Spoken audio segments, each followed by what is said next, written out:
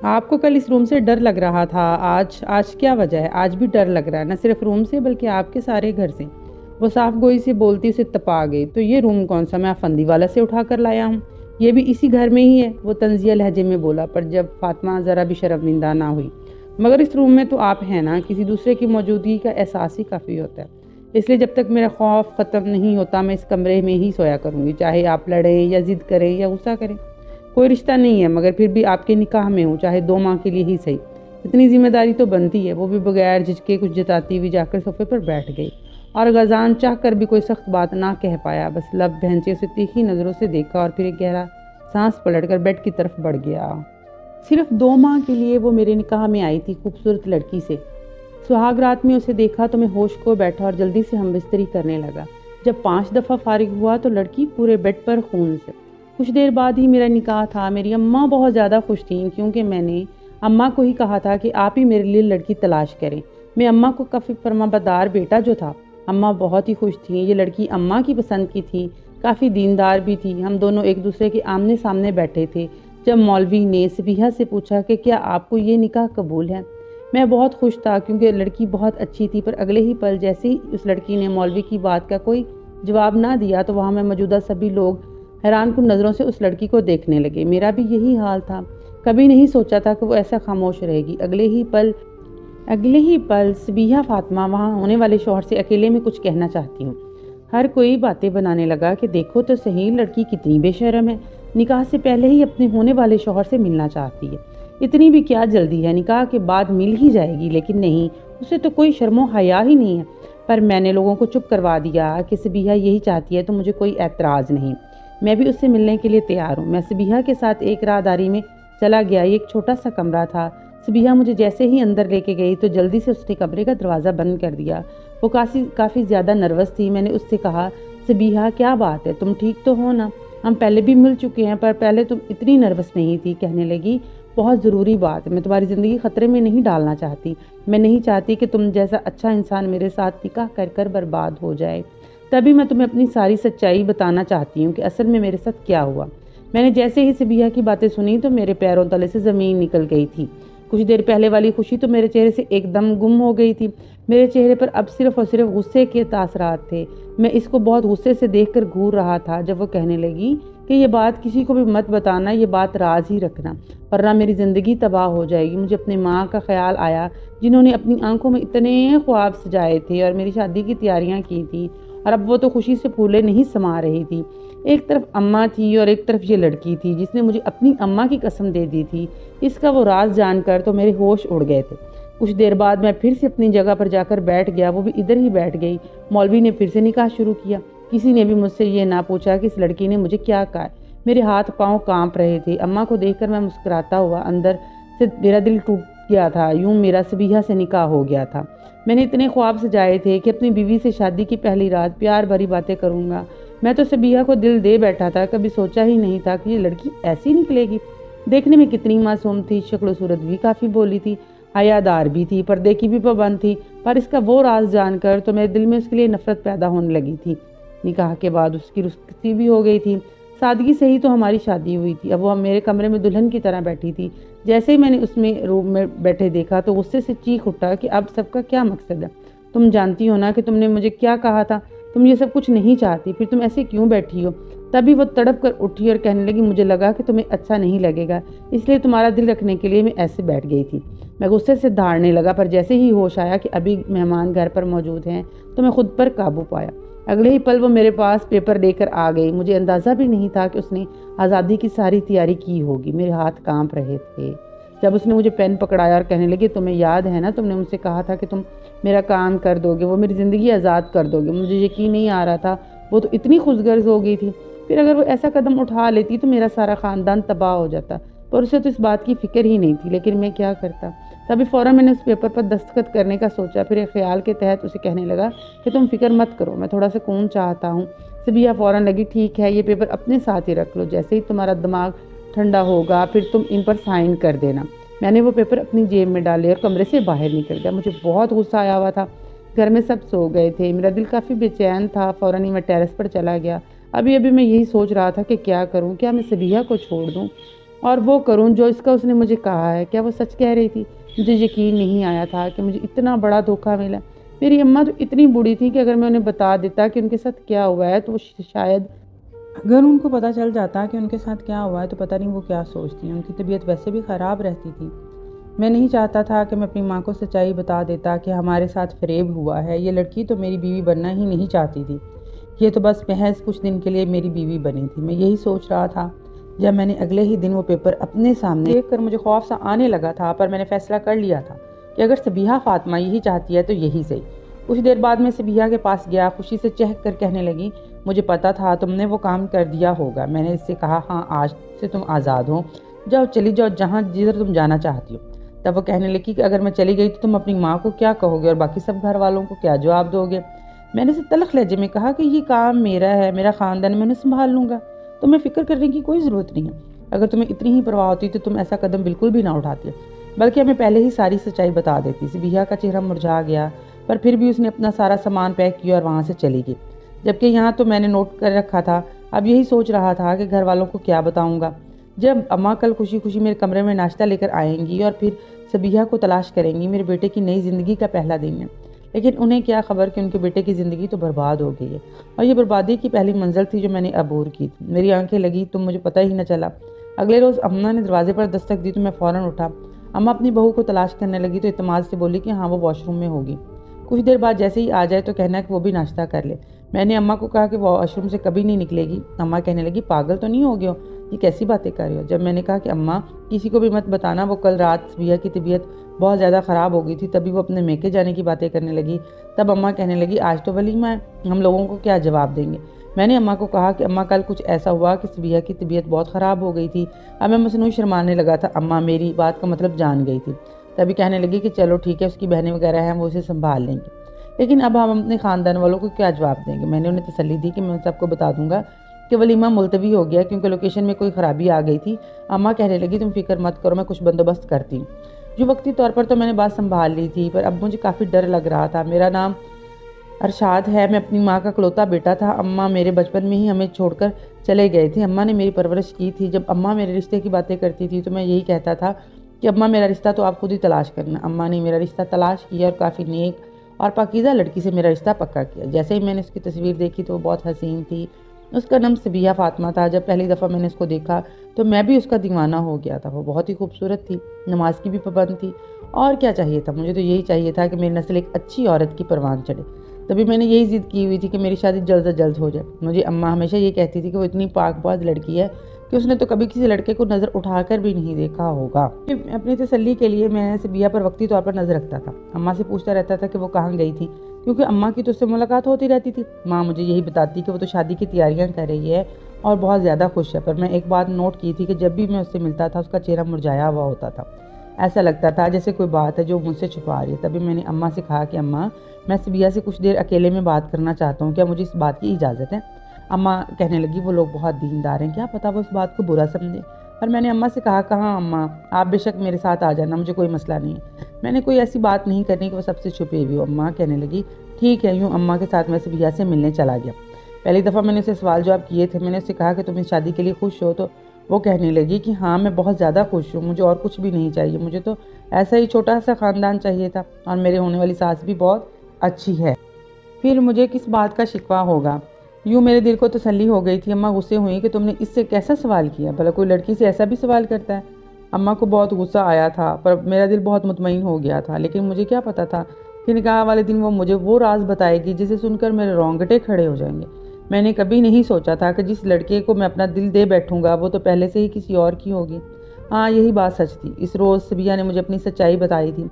उसे सुनकर मेरा आसान ख़ता हो गए थे। वो कहने लगी कि इरशाद मुझे माफ़ कर दो, मैं तुमसे निकाह तो करने वाली हूँ, लेकिन इससे पहले ही मैं अपनी ज़िंदगी की एक बहुत बड़ी सच्चाई तुम्हें बताने वाली हूँ। मैंने जैसे ही उसकी बातें सुनी तो चौंक गया था। उसके बकौल उसका निकाह उसके बचपन में ही हो गया था। उसने मुझे अपनी सारी दास्तान सुनाई कि मेरी अम्मा अब्बा इस निकाह को मानते नहीं थे, पर मैंने तो अपने दिल को उसी को दे दिया था। मेरा वो कज़न था जो कि बाहर रहता था। मुझे किसी ने भी नहीं बताया कि मैं निकाह उससे हुआ है। अम्मा भी यही कहती कि तुम्हारी शादी हम तुम्हारी पढ़ाई के बाद करेंगे, पर जब अचानक ही मेरे कज़न ने मुझे बताया कि मैं शादीशुदा हूँ तो मेरी हैरत की इंतहा नहीं रही। मैंने अपनी अम्मा से अब एक ही सवाल करती थी कि मेरी शादी किससे हुई है, पर वो सख्ती से मुझे चुप करवा देती थी। देखो बेटियों को मुझे ऐसी बातें अच्छी नहीं लगती। अपना मुंह बंद ही रखना, खबरदार जो तुमने किसी के सामने ऐसी वैसी कोई बात की। पर मेरा शक तो यकीन में बदल गया था। मैंने अपनी ही कज़न से पूछा जिसने मुझे निकाह का बताया था कि मेरा निकाह किससे हुआ है। जैसे ही मेरी कज़न ने कहा कि तुम्हारा निकाह हनफ से हुआ है जो कि तुम्हारी पुप्पो का बेटा है और वो बाहर रहता है, तो तुम मेरे पैरों तले ज़मीन निकल गई थी। अब मैं चोरी छुपे हनफ की तस्वीरें वगैरह देखती थी। मेरे दिल में उसके लिए जज्बात पैदा होने लगे। मैंने अपनी अम्मा अब्बा किसी को भी नहीं बताया था कि मैं हनफ को धोखा देखती रहती हूँ और उसको धोखा देना चाहती हूँ, लेकिन मैं उसको धोखा नहीं देना चाहती थी।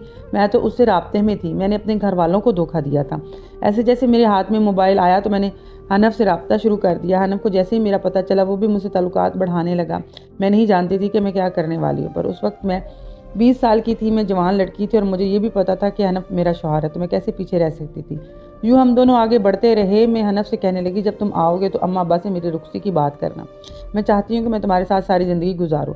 तब वो कहने लगा, मैं ऐसा नहीं कर सकता। न जाने ऐसी कौन सी गलती हुई थी कि तुम्हारे अब्बा मेरी माँ से नाराज़ हो गया। यूँ हमारा निकाह भी बीच में लटक गया था। मैंने इससे कहा कि अगर ऐसी ही बात है तो तुम मुझे तलाक क्यों नहीं दे देते। वो खामोश हो गया। कुछ देर बाद बोला कि मेरी अम्मा चाहती हैं कि मैं तुम्हें कभी ना छोड़ूं। मुझे तब अपने अम्मा अब्बा पर गुस्सा आने लगा। ऐसे लगता है जैसे मेरे माँ बाप मेरे दुश्मन। उस वक्त मैं अपने अम्मा अब्बा के फैसले पर बहुत गुस्सा होने लगी थी। ऐसा लगता था कि जैसे उन लोगों ने मेरा कत्ल कर दिया। हनफ ने मुझे बताया कि मैं पाकिस्तान आ रहा हूँ। मेरी तो खुशी का ठिकाना नहीं था, पर अब मैं उससे कैसे मिलती। तभी मैंने अपनी उसी कज़न का फिर से सहारा लिया। वो कहने लगी कि तुम फिक्र मत करो, मैं तुम्हें हनफ से मिलवा दूंगी। हनफ एक होटल में रुका था। उसने मुझे उस होटल का बताया तो मैंने अपनी अम्मा को कहा कि मैं ट्रिप पर जा रही हूँ, और यूँ मैं हनफ से मिलने उस होटल में चली गई थी। पर मैं कहाँ जानती थी कि मेरी ज़िंदगी उसके लिए नफ़रत थी। वो मुझे यूँ लग रहा था जैसे हनफ के अलावा तो कोई मेरा अपना है ही नहीं। यूँ अगले रोज़ जैसे ही मैं उठी, हनफ ने मुझे फिर से प्यार भरी नज़रों से देखकर कहने लगा, मैं कुछ अर्से बाद ही तुम्हें रुखसत करके अपने वतन ले जाऊँगा, फिर हमारे बीच सब कुछ ठीक हो जाएगा। मैं उसे मिली और वापस आ गई थी। अब तो ऐसा लगता था जैसे मेरा हर दिन ईद की तरह हो गया है। अम्मा अब्बा मुझे खुश देखते थे तो यही कहते थे कि तुम इस तरह खुश रहा करो, पर मैंने वो राज अपने अम्मा अब्बा को भी नहीं बताया था। दिन ऐसे ही गुजरने लगे। एक रोज़ अब्बा के नाम पर कोई ख़त आया था। अम्मा ने पूछा, इसमें क्या है? तो वो कहने लगी, कुछ भी नहीं, यूँ समझो कि हमारी जीत हो गई। मुझे शक हुआ था। अब्बू ने वो ख़त अपनी अलमारी में छुपा दिया था। अब हर वक्त मौके की तलाश में रहती थी कि कब मुझे मौका मिले और मैं वो ख़त पढ़ लूँ। एक रोज़ मुझे मौका मिल ही गया। जैसे मैंने वो ख़त देखा तो ये देखकर मुझ पर सख्ता तारी हो गया। वो ख़त नहीं बल्कि मेरे तलाक़नामा था। मुझे हनफ ने तलाक दे दी थी। मुझे यकीन नहीं आ रहा था। अम्मा ने भी मेरे हाथ में वो तलाक़नामा देख लिया था। उन्होंने एकदम ही मुझसे वो खींच लिया था। अब्बा मुझे समझाने लगे, मुझे कहने लगे कि बेटा, हमने तुमसे ये सच्चाई छुपाई थी क्योंकि हम जानते थे कि हनफ तुम्हें तलाक दे देगा। वो तो बस तुम्हें सूली पर लटका कर रखता था ताकि यूँ तुम्हारी कहीं और शादी ना हो जाए और तुम उसी के नाम पर बैठी रहो। अगर वो इतना अच्छा होता तो आज तुम उसके साथ रह रही होती। पर मेरे जहन में तो कुछ और ही चल रहा था। मेरे जहन में वही रातें फिल्म की तरह चल रही थी जब मैं हनफ के साथ गई थी। मेरी मिलन वाली रात तो उसे मैं भुला ही नहीं पा रही थी। अम्मा अब्बा तो मुझे मासूम समझ रहे थे। वो मुझ पर तरस खा रहे थे, मुझे गले से लगा रहे थे, पर मुझे अपना आप छोटा महसूस हो रहा था कि मैंने तो उन्हें धोखा दे दिया था। मैंने उस लड़के की खातर धोखा दिया था जिसने मुझे धोखा दे दिया था। अम्मा अब्बा कहने लगे कि अब तुम आज़ाद हो, पर मुझे तो अब यही डर था कि कहीं मैं उम्मीद से ना हो जाऊं, क्योंकि मैंने वो गलती जो कर दी थी। तब एक रास्ता अचानक ही मुझे मेरी कज़न ने बताया कि हनफ तुमसे मिलना चाहता है। मैंने अपनी कज़न को कहा, मैं उससे कहूँ कि मेरी ज़िंदगी से दूर चला जाए। मैंने अपने माँ बाप के ख़िलाफ़ जाकर उसके साथ ज़िंदगी गुजारने का फ़ैसला किया, पर उसने मुझे तलाक दे दी। मेरी कज़न ने मुझे बताया कि नहीं, हनफ ऐसा बिल्कुल भी नहीं चाहता था। उसने तो अपनी अम्मा के कहने पर तुम्हें तलाक दिया। उसकी अम्मा यही चाहती थी कि वो तुम्हें छोड़ दे और तुम्हें आज़ाद कर दे ताकि तुम अपनी ज़िंदगी गुजार सको। तभी दबाव में आकर उसने तुम्हें तलाक दे दी। पर उसकी अम्मा एक रोज़ दिल का दौरा पड़ने से दुनिया से चली गई हैं। तभी वो अब तुम्हारे तक रसाई हासिल करना चाहता है। मैंने जैसे ही सुना तो मेरा वजूद हिल गया था कि मेरी पप्पू मुझे छोड़कर चली गई हैं, जबकि पाकिस्तान में किसी को भी कोई खबर ही नहीं थी। अब सब अपने काम में इतना मसरूफ़ थे। मैंने हनफ से बात करने का फ़ैसला किया था ताकि अपनी पप्पू का अफसोस कर सकूँ। यूँ ही उसने इज़हार ताज़ियत किया। फिर हनफ बोला कि मैं तुम्हें वापस अपनाना चाहता हूँ। मैंने कहा, उससे कहा, तुम ये क्या कह रहे हो? हनफ कहने लगा कि ये मुमकिन है। अगर तुम मेरी बात मानी तब ये मुमकिन हो सकता है। अगर तुमने मेरी बात ना मानी तो हमारे बहुत सारे नुकसानात हो सकते हैं। अगर तुम मेरी बात मानी तब ये मुमकिन हो सकता है। उसने मुझे एक प्लान बताया था। वो प्लान यही था कि मेरी अम्मा मेरा किसी से रिश्ता पक्का करें और जब मेरा निकाह हो जाए तो फिर मैं अपने शौहर से तलाक ले लूँ और यूँ मैं वापस उसके पास जा सकती हूँ। इस वजह से मैं ये चाहती हूँ कि अब जब मेरा निकाह हो रहा था तो उससे पहले मैं तुम्हें ये सच्चाई बता दूँ, क्योंकि तुम ही मेरी मदद करोगे। तुम ही हनफ को वापस लाने में मेरा साथ दे सकते हो। मैंने जैसे ही ये बातें सुनी तो मुझे ऐसा लगा था जैसे एक पल को दुनिया थम सी गई हो। सबिया तो सिर्फ और सिर्फ हलाला कर रही थी, पर मैं ये सच्चाई किसी को भी नहीं बता सकता था। मैंने उस रोज़ सबिया को यही कहा था कि देखो, तुम्हें ये सच्चाई पहले बतानी चाहिए थी। मेरी अम्मा का आखिर क्या कसूर था जो अपने बेटे के लिए उन्होंने इतने ख्वाब सजाए थे, और आखिर मेरा क्या कसूर था जो मैं एक अच्छा जीवन साथी हासिल करना होगा। मुझे माफ़ कर दो सबिया, शर्मिंदा हो गई। मेरे माँ बाप को कुछ भी मालूम नहीं है, उन्हें ये सच्चाई बिल्कुल मत बताना। बस तुम मुझे किसी भी करके आज रात तलाक देकर वापस भेज देना। मैंने इसको मज़ीद कुछ भी नहीं कहा और हम दोनों का निकाह हो गया। उस रात जैसे ही सबिया ने मेरे सामने वो पेपर रखे तो मैं बहाना बनाना चाहता था। मैं चाहता था कि वो ठंडे दिमाग से सोचे, एक दफ़ा फिर से गौर कर ले कि वो वापस सनम के पास जाकर खुश रहेगी या नहीं। पर मैं जानता था कि सबिया बहुत ही जज्बाती है। तभी मैंने उसे कहा कि मैं टेरेस पर जाकर गहरी सांस लेना चाहता हूँ और फिर तुम्हें मैं तलाक भी दे दूंगा। उसने मेरी बात मान ली थी और यूँ वापस आकर मैंने उसे कह दिया था कि जाओ, मैंने तुम्हें आज़ाद कर दिया। तो वो बहुत ज़्यादा खुश थी। वो तो मेरा शुक्रिया अदा कर रही थी। मैंने पहली दफ़ा एक ऐसी लड़की को देखा था जिसकी ज़िंदगी तबाह हो रही थी और वो खुश थी। उसने अपना सूटकेस पैक किया और चली गई थी। मैंने अम्मा से झूठ बोल दिया था, वलीमा मुलतवी हो गया था। अम्मा कहने लगी, मुझे सबिया के पास जाना है, बेचारी की तबीयत कितनी ख़राब होगी, मुझे भी तो देखना है वो ठीक तो है। अम्मा की बातें सुनकर मैं घबराया, अम्मा को मना करने लगा। अम्मा नहीं नहीं, मैं ऐसा नहीं कर सकता। आप अगर वहाँ गई तो यकीनन सबिया की अम्मा अब्बा शिकवा करेंगे। मैं खुद सबिया से मिल लेता हूँ। अम्मा ने कहा कि ठीक है, गाड़ी निकालो। मैं ऐसे ही शहर की गलियों में आवारा फिरने लगा था और मैं जानता था कि वो अपने अम्मा अब्बा के पास नहीं गई होगी, पर मेरी सोच ने काम करना बंद कर दिया था। तभी ये सोच ना सका कि अगर उसके अम्मा अब्बा हमारे घर आ गए, उन्होंने सबिया से मिलने की बात की, तो मैं क्या जवाब दूंगा। ये तो सोचते ही मेरे हाथ पांव फूल गए थे। मैंने फ़ौरन गाड़ी दौड़ाई, वापस अपने घर आया। तो जैसे ही घर आया मैंने सबिया के माँ बाप को देखा तो मेरे होश उड़ गए थे। अब तो मेरी अम्मा का भी यही हाल था। वो तीनों मुझे खड़े होकर घूर रहे थे। जब अम्मा ने मेरे पास आई और गुस्से से उन्होंने मेरे गाल पर 3-4 थप्पड़ लगाए। सभी अब अम्मा की हरकत से देख रहे थे। सबिया के माँ बाप मेरे पास आए। उसके बाप ने मेरा गिरेबान पकड़ लिया, आंखें निकाल कर कहने लगा कि बताओ कहाँ गई है मेरी बेटी, तुमने मेरी बेटी को किधर छोड़ा। अगर मेरी बेटी 5 मिनट में मेरे पास ना आई तो मैं तुम्हें जान से मार दूंगा। पर उस सब में मेरी क्या गलती थी, मैं तो बीच में फजूल ही पिसता जा रहा था। यही सोचकर मैंने हिम्मत की और अपने हाथ से उस शख्स के हाथ अपने गिरेबान से हटाया और फिर एकदम उनसे कहा कि अगर इतनी ही फिक्र है तो अपनी बेटी पर नजर रखनी थी। मेरी ये बातें सुनकर मेरी अम्मा के साथ साथ वो दोनों भी हक्का बक्का रह गए। अंकल कहने लगे, ये क्या कह रहे हो, मेरी बेटी पर इल्ज़ाम लगा रहे हो, जबकि तुमने खुद ही उसे कहीं भेजा होगा। मैंने उनसे कहा कि नहीं, मैंने कुछ भी नहीं किया। आपकी बेटी ने तो निकाह से पहले ही मुझे सारी सच्चाई बता दी थी। सब हैरान थे और मैं परेशान था कि मैं इनको क्या जवाब दूं, लेकिन अब सच्चाई सबके सामने आ चुकी थी। मेरी अम्मा पूछने लगी, कौन सी सच्चाई, कैसी सच्चाई की बात करो। मैं अगले ही पल चीख उठा कि वही सच्चाई जो इन दोनों माँ बाप ने तो अपनी बेटी से भी छुपाई थी। उसका निकाह तो पहले से उसके कज़न से हुआ था। ये सुनकर तो अम्मा की आंखें खुली की खुली रह गई थी, जबकि अब सबिया के अम्मा अब्बा नजरें झुकाए हुए थे। मुझे मौका मिल गया था, तभी मैंने सारी सच्चाई अपनी अम्मा को बता दी।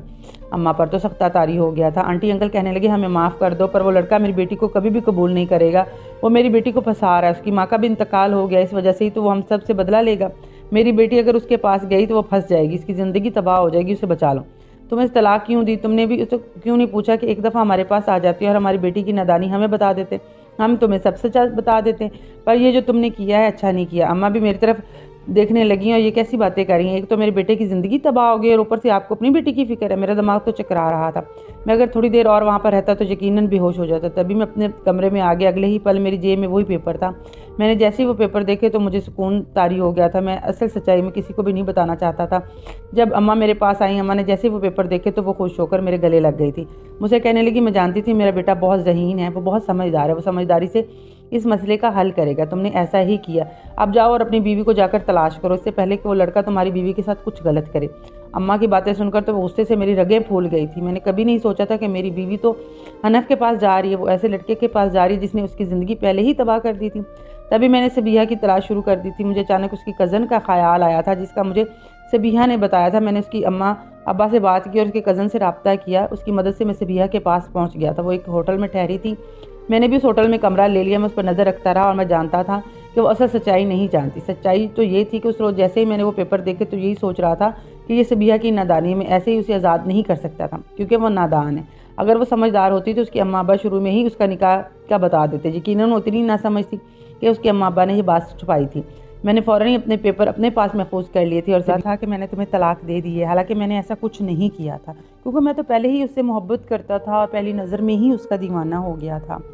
और फिर मैंने उसे झूठ बोला कि हाँ, मैंने तुम्हें आज़ाद कर दिया, तुम जाओ अपनी ज़िंदगी अपनी मर्ज़ी से जी लो। मैं यही सोच रहा था जब अचानक ही मेरे कमरे का दरवाज़ा बजने लगा। मैंने जैसे ही दरवाज़ा खोला तो वो सामने खड़ी मुझे गुस्से से घूर रही थी।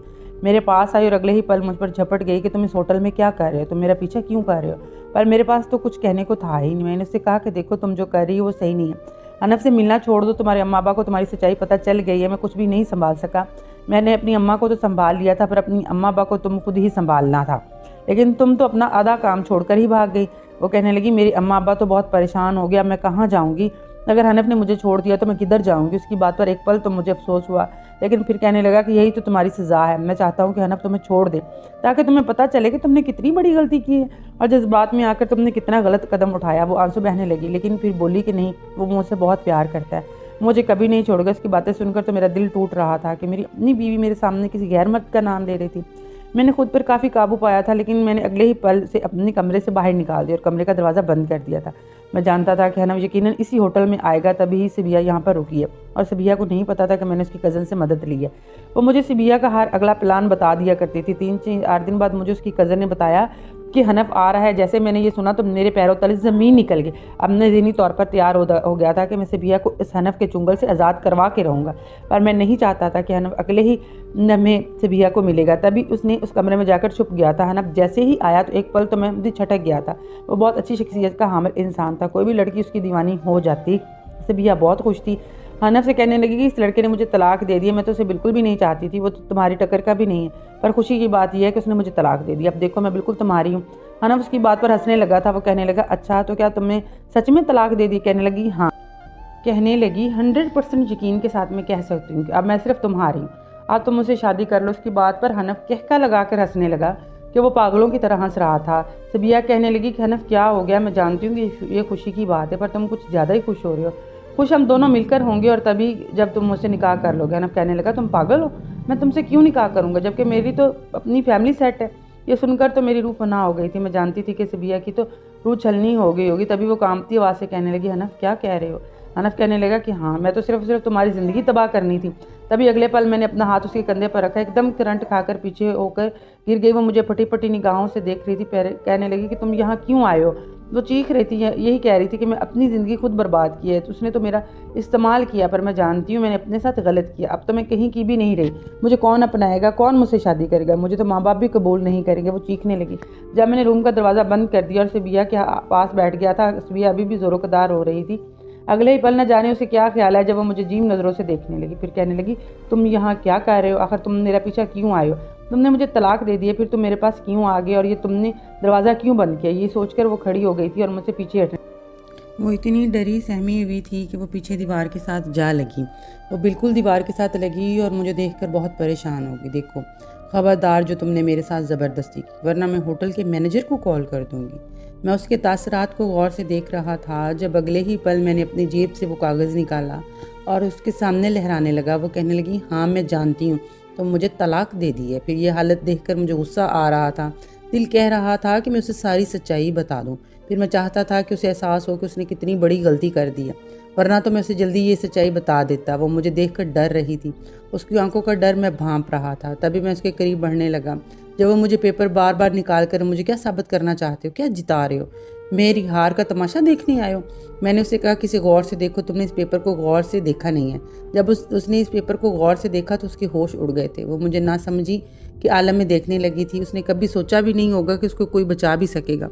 उसे तो यही लग रहा था कि अब उसकी ज़िंदगी तबाह हो गई है। वो टूटे टूटे अल्फाज में कहने लगी इसका मतलब ये है कि तुमने मुझे तलाक नहीं दी, मुझे नहीं छोड़ा था? मैंने उससे कहा कि हाँ, उस रोज़ मैं जान गया था कि तुम बहुत जज्बाती लड़की हो और तुम नादान हो। जब तुम मुझे अपनी सच्चाई बताई थी तो मैं तभी जान गया था, क्योंकि जिस लड़की के माँ बाप ने सब कुछ ये किया हो और वो जानबूझकर ये सब कुछ करवा रही हूँ या किया हो तो मैं क्या कर सकता हूँ। अब मैं जान गया हूँ तुम्हारी सच्चाई को। तो अब क्योंकि जिस लड़की के माँ बाप ने उसकी ये सच्चाई नहीं बताई कि उसका ये निकाह बचपन में हो गया था, वो नादान है। जब ही मैंने फैसला किया था कि मैं उसे तुम्हारी ज़िंदगी बर्बाद नहीं कर सकता, इसी वजह से मैंने तुम्हें तलाक नहीं दी थी। पर मैं ये भी जानता था कि तुम अपने इरादे से बिल्कुल नहीं हटोगे और मुकाम ज़रूर पाओगी जिसका तुम्हें जुनून है। इसलिए मैं तुमसे ये झूठ बोला कि जाओ तुम आज़ाद हो, मैंने तुम्हें तलाक दे दी है। और वही हुआ था। जैसे ही ये सुना तो उसने फ़ौरन सामान बांधा और जाने के लिए तैयार हो गई थी। उसके कुछ देर बाद ही तुम्हारे अम्मा अब्बा मेरे पास आए थे। मैंने उनको सारी सच्चाई बताई तो वो कहने लगे वो अच्छा लड़का नहीं है, जाओ जाकर उसे बचाओ। मेरी माँ ने भी मुझे कहा अभी भी वो तुम्हारी बीवी है। जैसे मुझे ये ख्याल आया तो मैं फ़ौरन ही तुम्हारी कज़न से रब्ता किया था, क्योंकि तुमने ही तो कहा था कि तुम्हारी कज़न ने तुम्हारी बहुत मदद की है। मैं जान गया था कि तुम इस वक्त भी अपनी कज़न से ही मदद लोगी। जो मैंने उससे रब्ता किया वो मुझे तुम्हारी हर रिपोर्ट देती गई और मैं वही करता गया, और मुझे तुम्हारे घंटे घंटे की खबर मिलती थी, और यूँ मैं तुम तक पहुँच गया। पर मैं ये गवारा नहीं कर सकता था कि तुम हनफ के साथ एक कमरे में मिलो। तभी मैं यहाँ पर्दे के पीछे छुप गया था ताकि मैं तुम दोनों पर नज़र रख सकूँ। मैंने सारी सच्चाई सुन ली है। हनफ ने तुम्हें धोखा दे दिया है। सालों पहले वाली दुश्मनी का बदला उसने तुम्हारी ज़िंदगी बर्बाद करके तुम्हारे अम्मा अब्बा से लिया है। तुम फिक्र मत करो, क्योंकि मैंने तुम्हें तलाक नहीं दी थी। तुम अभी भी मेरी बीवी हो। मैं तुम्हें सच्चाई पहले नहीं बताना चाहता था, क्योंकि मैं चाहता था कि तुम्हें थोड़ा सा एहसास हो कि तुम किस रास्ते पर निकल गई थी। और अब मैं जान गया हूँ कि तुम्हें पता चल गया है कि वो तुम्हारे लिए बिल्कुल भी अच्छा लड़का नहीं था। जैसे मेरी बात सुनी तो फ़ौरन से मेरे गले लगकर फूट फूट कर रोने लगी थी, कहने लगी मुझे माफ़ कर दो। पर अब तो मुझ पर तुम्हारा अतबार ही उठ गया है। लेकिन प्लीज़ अब अम्मा अब्बा को ये सब मत बताना। बस यही बताना कि मैं हनफ के पास नहीं गई थी, क्योंकि अगर उन्हें ये पता चल गया तो उनका दिल टूट जाएगा। मैं नहीं चाहता था कि उन बूढ़े लोगों का भरम या एतमाद उस पर से टूटे, क्योंकि वो बूढ़े थे और उनको वो दिलो जान से प्यारी थी। मैंने उसे वादा कर लिया। यूँ हम दोनों वापस आ गए थे। उसके अम्मा अब्बा ने भी उसे माफ़ कर दिया था, और यूँ अगले ही दिन हमने वलीमा रखा था। सबिया फ़ातिमा ने मुझसे वादा किया था कि वह अब ज़िंदगी भर मेरी सिर्फ मेरी बन के रहेगी। मुझे भी और क्या चाहिए था। मैंने भी उसे वादा किया था कि मैं उसके साथ कभी भी पिछली गलतियों का शिकवा नहीं करूँगा। मैंने भी उसे माफ़ कर दिया था, पर अब उसे इस गलती का सबक मिल गया था उसने जो की थी। नाजरीन, अगर आपको हमारी कहानी अच्छी लगी हो तो वीडियो को लाइक करें, हमारे चैनल को सब्सक्राइब करें। अगली वीडियो तक के लिए हमें इजाज़त दी। साथ रहने का शुक्रिया।